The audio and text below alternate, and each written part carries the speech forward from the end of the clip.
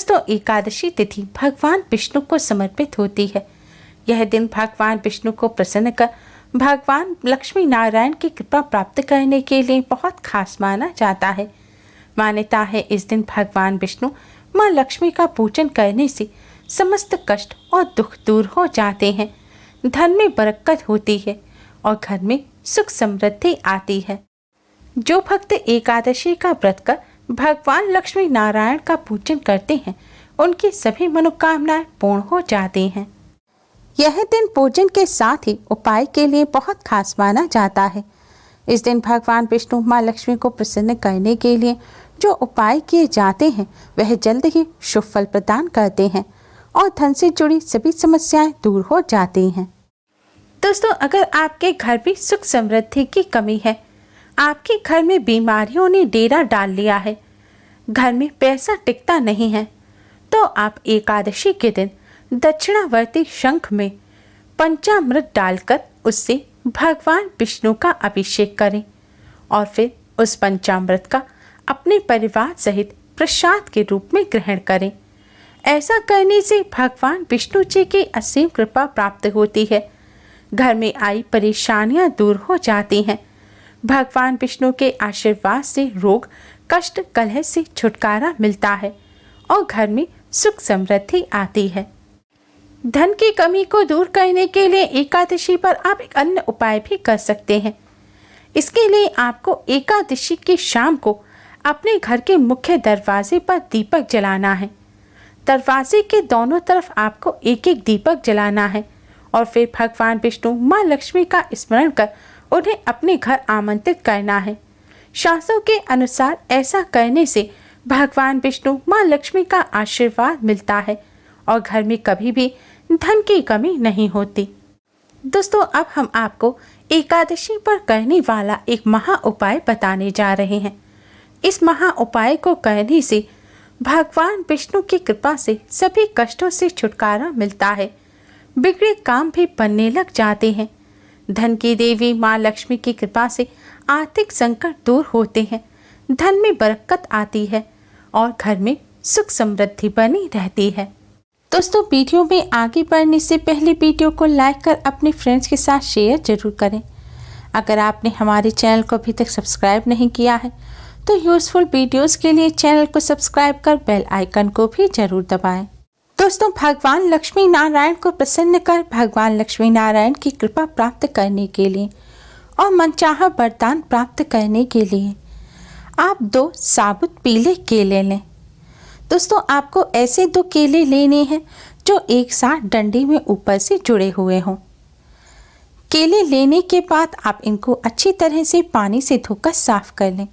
अगर आपके घर में गंगा जल है तो गंगा जल का इन पर छिड़काव कर इन्हें शुद्ध कर लें। अब इन दोनों केलों को आप एक प्लेट में रख लें। दोस्तों, पूजन शुरू करने से पहले स्नान कर स्वच्छ वस्त्र धारण करें।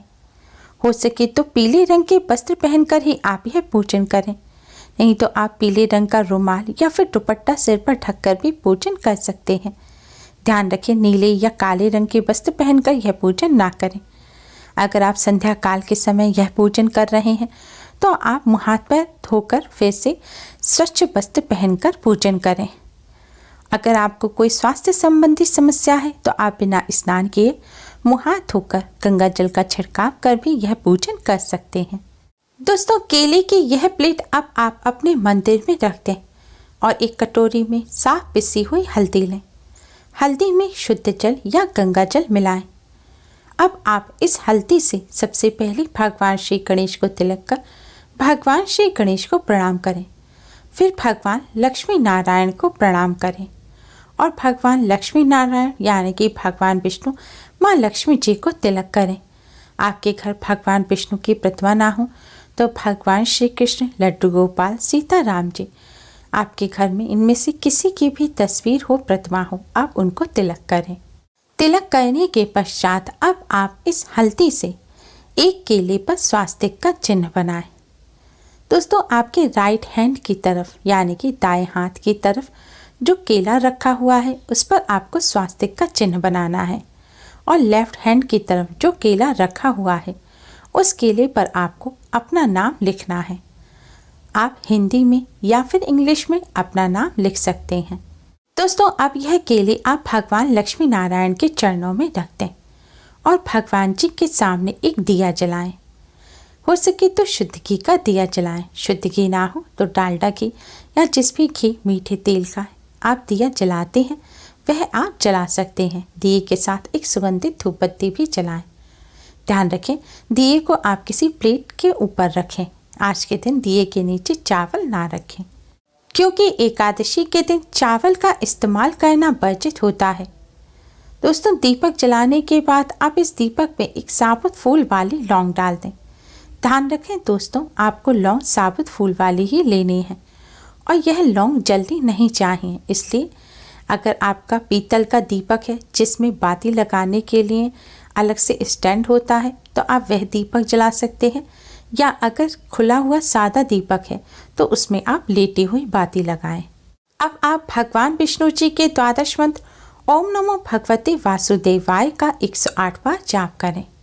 अगर तुलसी की माला हो तो इस मंत्र का आप तुलसी की माला पर जाप करें। मंत्र का जाप करने के पश्चात दोस्तों आप भगवान श्री गणेश, भगवान लक्ष्मी नारायण को प्रणाम करें और आपकी जो भी मनोकामना है, आप नौकरी की कामना करते हैं, नौकरी नहीं मिल पा रही है, विद्यार्थी हैं, पढ़ाई में सफलता नहीं मिल रही, या विवाह में विलंब आ रहा है, या कोई रोग है, या घर में पैसा टिकता नहीं है, धन संबंधी समस्या है, जो भी आपकी समस्या है उस समस्या को दूर करने की भगवान जी से प्रार्थना करें। जो भी आपकी मनोकामना है उसे भगवान जी के सामने बोलें और मनोकामना पूर्ण करने की प्रार्थना करें। दोस्तों, इस तरह पूजन करने के पश्चात आप अपने मस्तक और कंठ पर भी हल्दी से तिलक करें।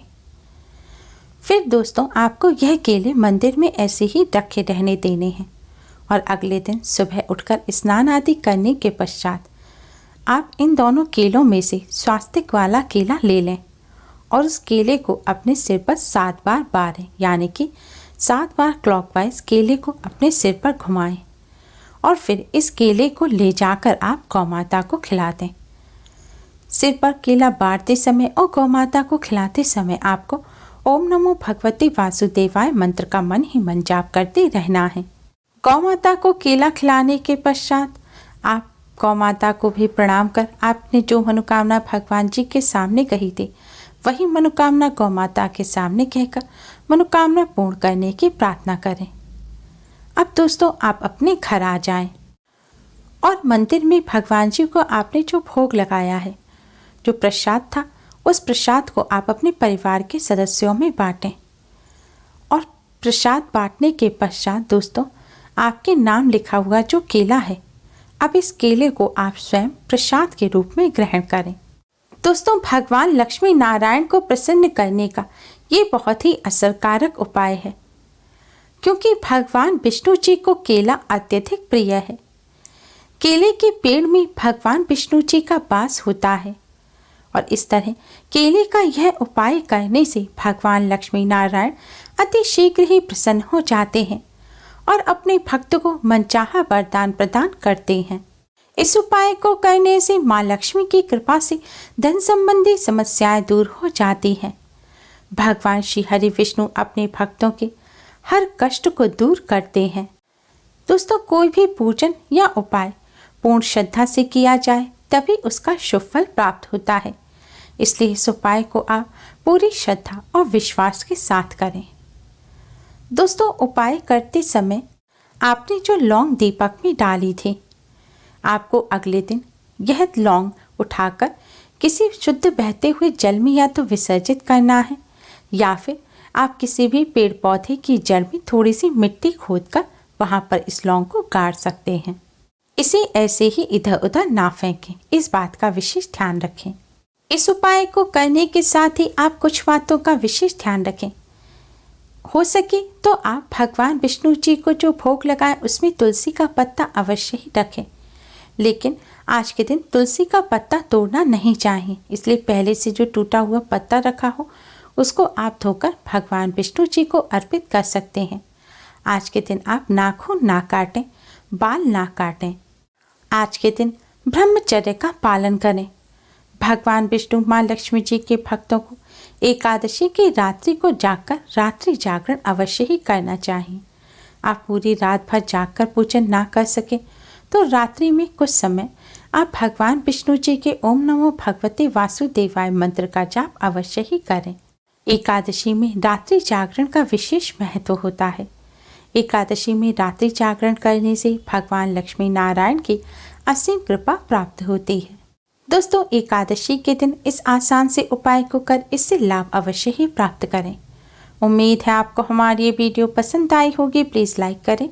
हमारी इस वीडियो को अपने फ्रेंड्स और रिश्तेदारों में ज़्यादा से ज़्यादा शेयर करें, जिससे वह भी इसका लाभ उठा सकें। हमारी और भी वीडियोस के लिए हमारे चैनल को सब्सक्राइब करना ना भूलें। Thanks for watching. Radhe Radhe.